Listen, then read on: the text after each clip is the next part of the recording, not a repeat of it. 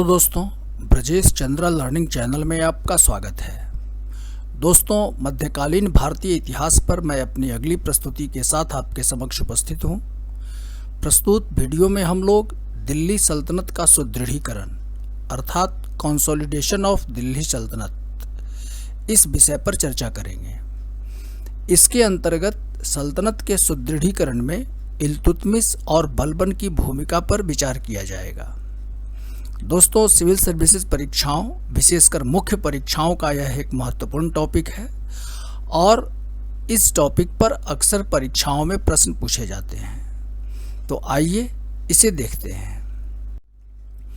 सबसे पहले हम लोग इस टॉपिक से जो प्रश्न पूछे जाते हैं उन पर एक नज़र डालते हैं। तो इसके अंतर्गत जैसे जो प्रश्न प्रमुखता से पूछा जाता है वह है कि इल्तुतमिश दिल्ली सल्तनत का प्रथम वास्तविक सुल्तान था। इस कथन की विवेचना करें। दूसरा, दिल्ली सल्तनत के सुदृढ़ीकरण में इल्तुतमिश की भूमिका क्या थी? दिल्ली सल्तनत के सुदृढ़ीकरण में बलबन की क्या भूमिका थी? इसके अतिरिक्त बलबन के राजत्व सिद्धांत और इल्तुतमिश द्वारा प्रवर्तित जो इक्तादारी प्रथा थी, इस पर शॉर्ट टिप्पणियाँ भी पूछी जाती हैं, शॉर्ट नोट्स पूछे जाते हैं। तो प्रस्तुत वीडियो में हम लोग इन्हीं प्रश्नों पर चर्चा करेंगे। मुझे उम्मीद है कि यह अध्ययन सामग्री आपके लिए अत्यंत उपयोगी साबित होगी। तो आइए इसे देखते हैं। सबसे पहले हम लोग कुछ प्रमुख तथ्यों पर विचार कर लें ताकि इस विषय को समझने में आसानी हो। तो जैसा कि आप सबों को पता है कि भारत में तुर्की साम्राज्य की स्थापना का श्रेय मुइजुद्दीन मोहम्मद गोरी को जाता है। इसने भारतवर्ष पर आक्रमण किए थे। तो भारत विजय का जो इसका क्रम था मोहम्मद गोरी का, उसे एक बार देख लें। तो 1175 ईस्वी में उसने मुल्तान पर आक्रमण किया। 1178 ईस्वी में गुजरात पर उसका आक्रमण हुआ। यहाँ सोलंकी चालुक्य वंशी शासक था मूलराज द्वितीय, उससे यह परास्त हो गया था। 1179 ईस्वी में पेशावर पर इसने आक्रमण किए। 1185 में पंजाब का जो सियालकोट है उस पर उसने आक्रमण किए। 1191 में तराइन का प्रथम युद्ध हुआ और इसमें पृथ्वीराज चौहान ने गोरी को परास्त किया था। 1192 ईस्वी में तराइन का दूसरा युद्ध हुआ और इसमें पृथ्वीराज चौहान जो है गोरी से परास्त हुआ था।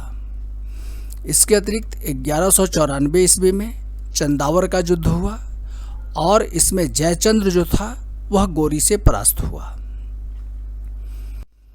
चंदावर के युद्ध में जयचंद्र को परास्त करने के बाद गोरी ने भारत के विजित प्रदेशों का शासन कुतुबुद्दीन ऐबक को सौंपकर गजनी वापस चला गया। इसके बाद कुतुबुद्दीन ऐबक ने विजय अभियान किए भारत में।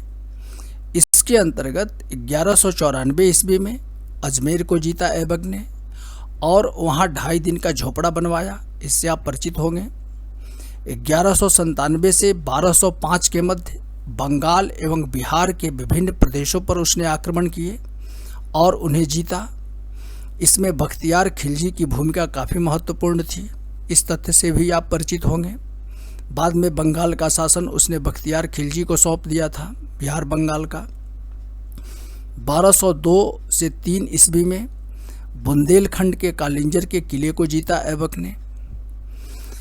अब 1206 ईस्वी में अपनी मृत्यु के पूर्व मोहम्मद गोरी ने अपने विजित प्रदेशों को अपने 3 प्रमुख गुलामों में बांट दिया था। आइए इसे देखते हैं। इसके अंतर्गत भारत के विजित प्रदेशों को कुतुबुद्दीन ऐबक को सौंप दिया।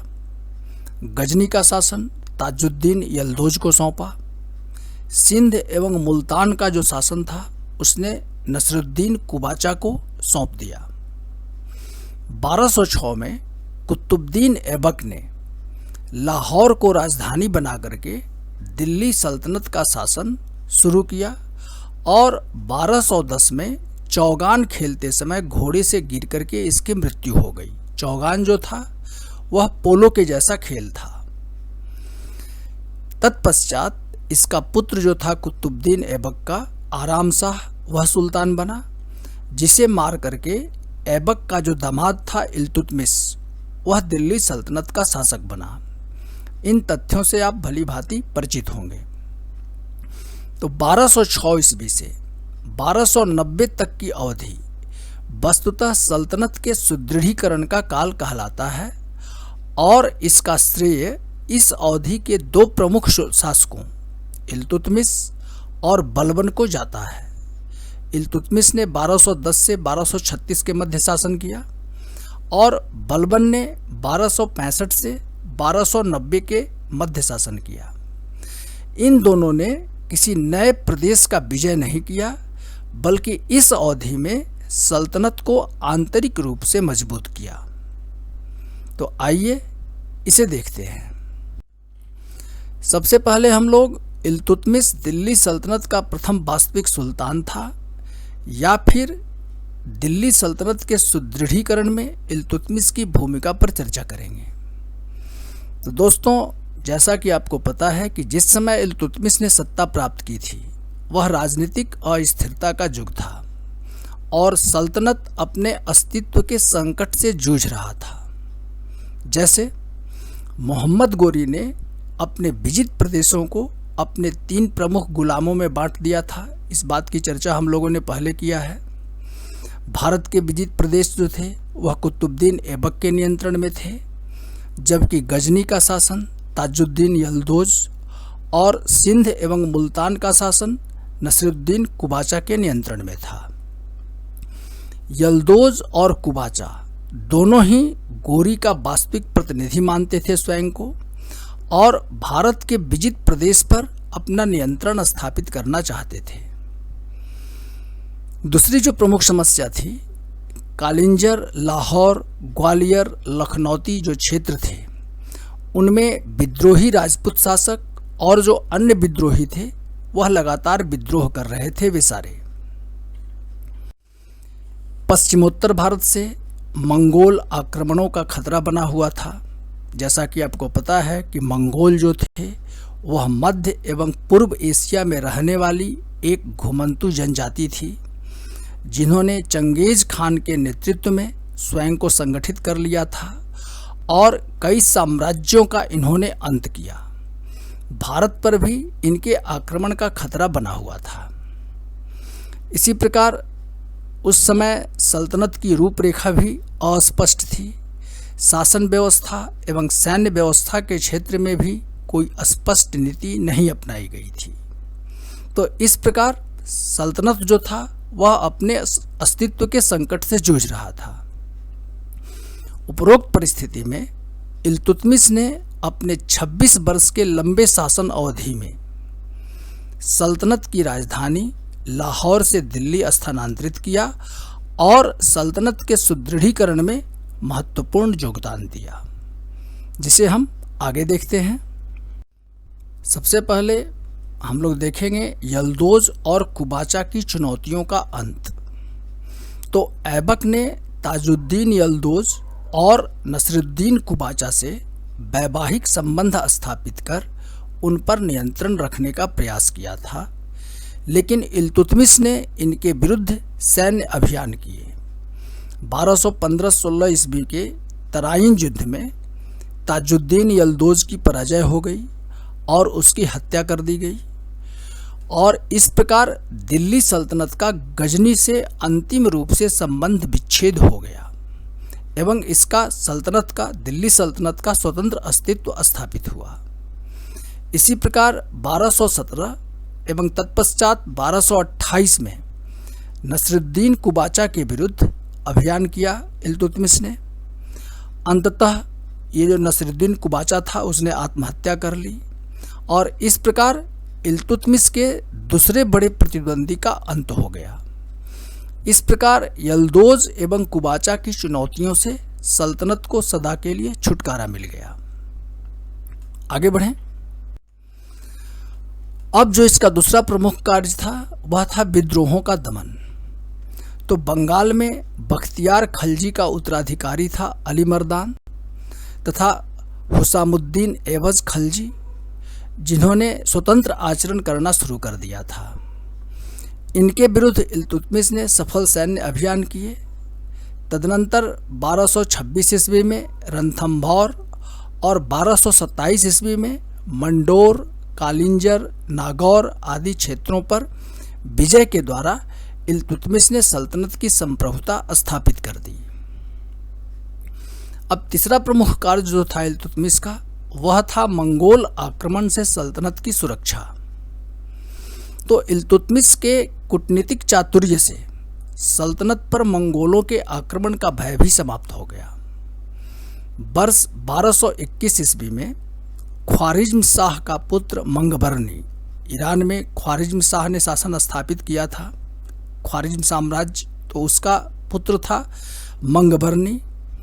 वह भाग करके, चंगेज खान के डर से भाग करके पंजाब आ गया और मंगबर्नी ने मंगोल चंगेज खान के विरुद्ध इल्तुतमिश की सहायता की मांग की, लेकिन अपनी कमजोर स्थिति को देखते हुए इल्तुतमिश ने इसे अस्वीकार कर दिया और मंगोलों के आक्रमण से सल्तनत की रक्षा की।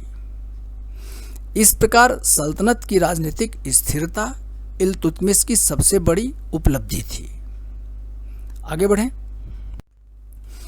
अब सल्तनत को वैधानिक दर्जा प्रदान करवाना, यह इल्तुतमिश की दूसरी प्रमुख उपलब्धि है। तो इल्तुतमिश की दूसरी बड़ी उपलब्धि सल्तनत को वैधानिक दर्जा प्राप्त करवाने की थी। 1229 ईस्वी में खलीफा के राजदूत के द्वारा इल्तुतमिश के सम्मान में अभिषेक पत्र प्रदान किया गया और इल्तुतमिश ने अमीरुल मोमिन की उपाधि धारण की। यह एक औपचारिकता मात्र थी एवं सल्तनत की स्वतंत्रता बनी रही। अमीरुल मोमिन जो उपाधि है, इसका अर्थ है खलीफा का प्रतिनिधि। तो यह सैद्धांतिक था। वास्तविकता में सल्तनत की स्वतंत्रता की स्थिति बनी रही, लेकिन इससे इल्तुतमिश को सुन्नी प्रजा एवं उलेमा वर्ग की वफादारी प्राप्त हुई। साथ ही सिक्कों पर खलीफा के नाम के अंकन से जनसाधारण में सल्तनत के अस्थायित्व में विश्वास बढ़ा। तो यह इल्तुतमिश की दूसरी प्रमुख उपलब्धि है।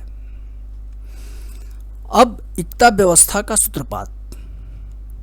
तो इल्तुतमिश की तीसरी महत्वपूर्ण उपलब्धि शासन व्यवस्था में अक्ता व्यवस्था या इक्तादारी की व्यवस्था का सूत्रपात करने के संदर्भ में रही। इस व्यवस्था का उद्देश्य भारतीय सामंतशाही का विनाश करना तथा सुदूर स्थित विजित प्रांतों पर नियंत्रण स्थापित करना था। इस व्यवस्था के माध्यम से इल्तुतमिश ने सल्तनत के प्रशासनिक, सैनिक एवं भूराजस्व व्यवस्था का संगठन किया। इसके अंतर्गत सुदूर विजित क्षेत्रों को सैन्य अधिकारियों को प्रदान कर दिया जाता था, सैनिक सूबेदारों को। इक्तादारों, जिन्हें मुक्ति या वली भी कहा जाता था, उनको अपने इक्ता से भूराजस्व अर्थात खराज की वसूली करना और इससे अपने सैनिकों और अधिकारियों को वेतन प्रदान करना होता था। उन्हें अपने इक्ताओं का प्रशासनिक अधिकार भी था। लेकिन इल्तुतमिश ने इक्तादारों के समयबद्ध स्थानांतरण के द्वारा इस प्रणाली की नौकरशाही व्यवस्था पर बल दिया। इसके अतिरिक्त दोआब के आर्थिक महत्व को समझकर उस पर प्रत्यक्ष केंद्रीय नियंत्रण भी स्थापित किया। तो इस प्रकार सल्तनत की रूपरेखा निर्धारित हो गई। आगे बढ़ें। अब शाही सेना का गठन भी इल्तुतमिश के द्वारा किया गया। इल्तुतमिश ने शाही सेना का गठन किया। सल्तनत की केंद्रीय सेना की अवधारणा से प्रेरित होकर के दीवाने अर्ज या दीवाने आरिज संज्ञक विभाग की स्थापना किया इल्तुतमिश ने, और इस प्रकार एक सैन्य संगठन स्थापित किया गया। यद्यपि इसका जो स्वरूप था वह अधिक विकसित नहीं था। अब सिक्कों का प्रचलन। तो इल्तुतमिश प्रथम सुल्तान था जिसने शुद्ध अरबी के सिक्के चलाए। इसमें चांदी का टंका और तांबे का जीतल शामिल था। इस तथ्य से आप लोग परिचित होंगे। सिक्कों पर खलीफा के नाम के साथ साथ अपना नाम भी अंकित करवाया। इससे मुस्लिम जनसाधारण वर्ग पर इसका प्रभाव स्थापित हुआ। आगे बढ़ें। अब वंशानुगत शासन व्यवस्था का सूत्रपात भी इल्तुतमिश के द्वारा किया गया। तो इस वंशानुगत शासन व्यवस्था का सूत्रपात करना इल्तुतमिश की एक अन्य महत्वपूर्ण उपलब्धि थी। इसने ईरानी राजतंत्र की परंपराओं का अनुसरण करते हुए अपना उत्तराधिकारी घोषित किया। वो अपनी पुत्री रजिया सुल्तान को इसने अपना उत्तराधिकारी घोषित किया था। वंशानुगत सिद्धांत तुर्की अमीरों एवं जनसाधारण में इतना बैठ चुका था कि इल्तुतमिश के पश्चात एवं बलबन के राज्यरोहण तक 5 सुल्तान इसी वंश के बनाए गए। इस प्रकार आज्ञा देने और मानने की एक परंपरा विकसित हुई। यह इल्तुतमिश की एक अन्य प्रमुख उपलब्धि है। अब सल्तनत के लिए शासक वर्ग का निर्माण। तो जैसा कि आप सबों को पता होगा कि इल्तुतमिश ने सल्तनत के लिए तुर्काने चहलगानी या चालीसा दल भी इसे कहा जाता है, तो तुर्काने चहलगानी के रूप में एक शासक वर्ग का निर्माण किया। इसमें तुर्क अमीरों को प्रधानता दी गई थी, जिसमें 40 वफादार गुलाम सरदार थे। चालीसा दल के अंतर्गत इनको संगठित कर इल्तुतमिश ने इन पर नियंत्रण स्थापित किया। इनकी नियुक्ति एवं पदच्युति का अधिकार इल्तुतमिश स्वयं अपने पास रखता था। आगे बढ़ते हैं। तुर्काने चहलगानी की स्थापना से कुलीन तुर्क अमीरों, जिनकी वफादारी संदिग्ध थी, उन पर से इल्तुतमिश की निर्भरता समाप्त हो गई। हालांकि बाद के वर्षों में ये चालीसा दल के जो सदस्य थे वे काफ़ी महत्वाकांक्षी हो गए और परस्पर संघर्षरत हो गए, जिससे राजनीतिक अस्थिरता उत्पन्न हो गई और अंततः बलबन को उनका दमन करना पड़ा। इसे हम आगे देखेंगे। उपरोक्त के अतिरिक्त इल्तुतमिश ने सुल्तान एवं सल्तनत की प्रतिष्ठा हेतु अनेकों फारसी परंपराओं को अपनाया। सच्चे न्यायप्रिय शासक की छवि बनाई। विद्वानों लेखकों को उसने संरक्षण दिया, जैसे निजामुल मुल्क जुनैदी और तबकाते नासरी का जो लेखक था मिनहाजुस सिराज इसके दरबार में थे। साथ ही अनेक सांस्कृतिक गतिविधियों को भी इल्तुतमिश ने प्रोत्साहन दिया। इस प्रकार स्पष्ट है कि इल्तुतमिश ने सल्तनत के स्वरूप, वंशानुगत शासन प्रणाली, शासक वर्ग की स्थापना, न्याय, मुद्रा व्यवस्था, सैन्य संगठन आदि सभी क्षेत्रों में महत्वपूर्ण योगदान दिया। खलीफा से मानपत्र प्राप्त कर सल्तनत को वैधानिकता प्रदान किया। इस प्रकार इल्तुतमिश सल्तनत का वास्तविक संस्थापक एवं प्रथम सुल्तान था। आगे बढ़ते हैं। अब हम लोग दिल्ली सल्तनत के सुदृढ़ीकरण में बलबन की भूमिका पर चर्चा करेंगे। तो जैसा कि आपको पता है कि बलबन ने 20 वर्षों तक 1246 से 1266 तक गुलाम वंश के अंतिम सुल्तान नसीरुद्दीन महमूद के नाइब के रूप में तथा अगले 20 वर्षों तक अर्थात 1266 से 1286 तक सुल्तान के रूप में शासन किया। जिन परिस्थितियों में बलबन ने सत्ता ग्रहण की थी वह राजनीतिक अस्थिरता का युग था। जैसे जो गुलाम तुर्की सरदार थे अर्थात तुर्काने चहलगानी के जो सदस्य थे, अपनी सर्वोच्चता की महत्वाकांक्षा के कारण परस्पर संघर्षरत हो गए थे। इनमें गुटबंदियां पनप चुकी थीं, सुल्तान पद की प्रतिष्ठा समाप्त हो चुकी थी तथा यह शक्ति का एक प्रतीकात्मक स्वरूप मात्र रह गया था। वास्तविक शक्ति इन तुर्क अमीरों में ही केंद्रित थी। इस अव्यवस्था का लाभ उठाकर विघटनकारी शक्तियां प्रबल हो रही थीं। बंगाल लगभग स्वतंत्र हो चुका था। दोआब एवं कटेहर में विद्रोह हो रहे थे और दिल्ली के आसपास मेवातियों ने आतंक मचा रखा था। यह भी एक लड़ाकू जनजाति थी। इसके अतिरिक्त पश्चिमोत्तर दिशा से मंगोल आक्रमण का भय बना हुआ था। मंगोलों ने ब्यास नदी तक के क्षेत्र पर अधिकार कर लिया था। तो इन प्रतिकूल परिस्थितियों में बलबन ने अपनी योग्यता का परिचय देते हुए सल्तनत को आंतरिक दृष्टि से शक्तिशाली बनाने का प्रयास किया। इस संदर्भ में बलबन के द्वारा जो कार्य किए गए उन पर अब एक नज़र डालते हैं। तो प्रस्तुत संदर्भ में बलबन का जो प्रमुख कार्य था वह राजत्व सिद्धांत का प्रतिपादन था। तो सुल्तान पद की प्रतिष्ठा हेतु इसने फारसी राजनीतिक आदर्शों से प्रेरित एक राजत्व सिद्धांत का प्रतिपादन किया। इसके जो महत्वपूर्ण अभिलक्षण थे उन्हें देखें। तो इसके अनुसार सुल्तान को धरती पर पैगंबर के बाद ईश्वर का सबसे बड़ा प्रतिनिधि अर्थात नियाबते खुदाई बताया गया। कुछ विद्वानों की मान्यता है कि संभवतः नसरुद्दीन महमूद को मार करके बलबन ने सत्ता प्राप्त की थी, या फिर वह दासत्व से मुक्त नहीं हुआ था, इसलिए बलबन ने राजत्व के दैवीय उत्पत्ति का सिद्धांत प्रतिपादित किया था।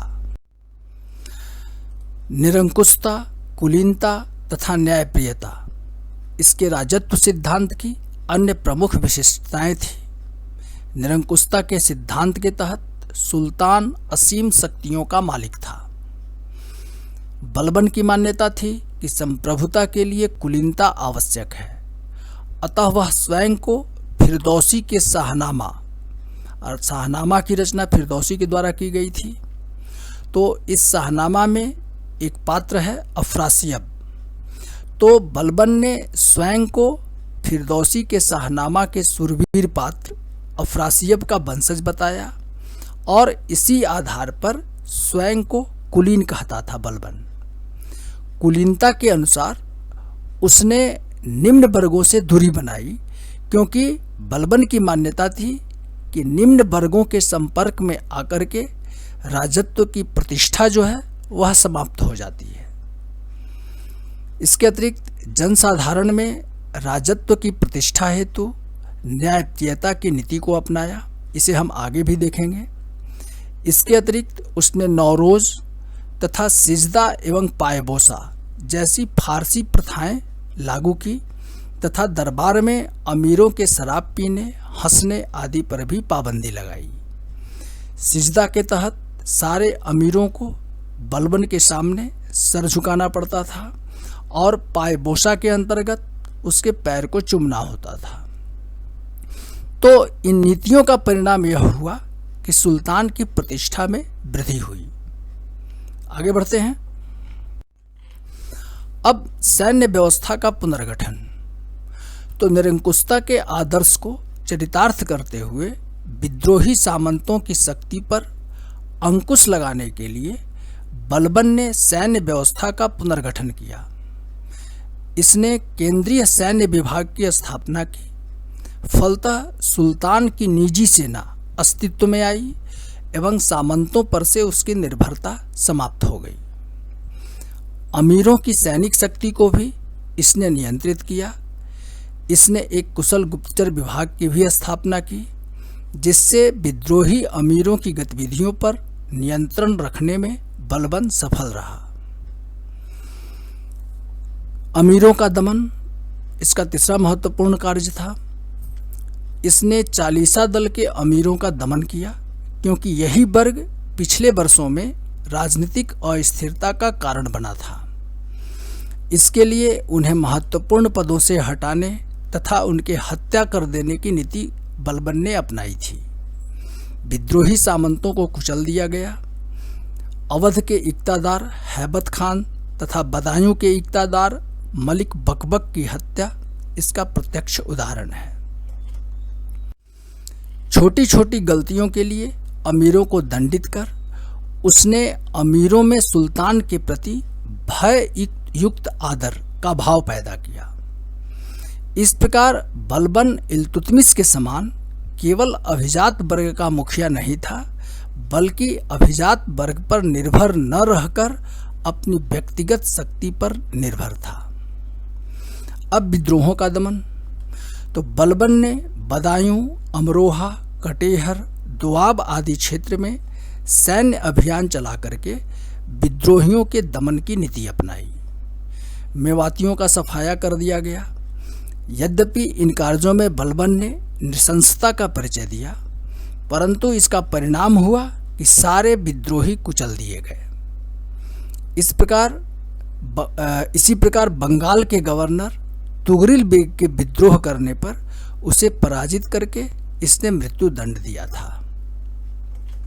आगे बढ़ते हैं।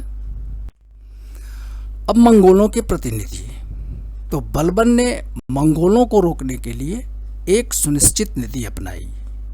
सीमांत क्षेत्रों में पुराने दुर्गों की मरम्मत कराई गई और सामरिक महत्व के इलाकों में नए दुर्गों का निर्माण कराया गया।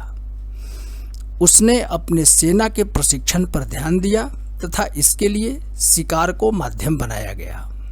यह बात और है कि बलबन के समय कोई मंगोल आक्रमण नहीं हुआ। तो मंगोलों के प्रति बलबन की जो नीति थी वह सुरक्षात्मक थी। जिन क्षेत्रों में मंगोलों ने अपना प्रभाव स्थापित कर लिया था वहां से उन्हें खदेड़ने का कोई प्रयास नहीं किया गया। इसका कारण था कि बलबन अपने आंतरिक स्थिति को पहले सुदृढ़ करना चाहता था तथा इसके साधन भी उस समय काफी सीमित थे। अतः उसकी नीति जो थी वह यथार्थवादी थी। आगे बढ़ते हैं। अब निष्पक्ष न्याय व्यवस्था, तो इस संदर्भ में बलबन ने सभी के प्रति बराबर व्यवहार किया। सामंतों को भी उसने भूलों के लिए दंडित किया।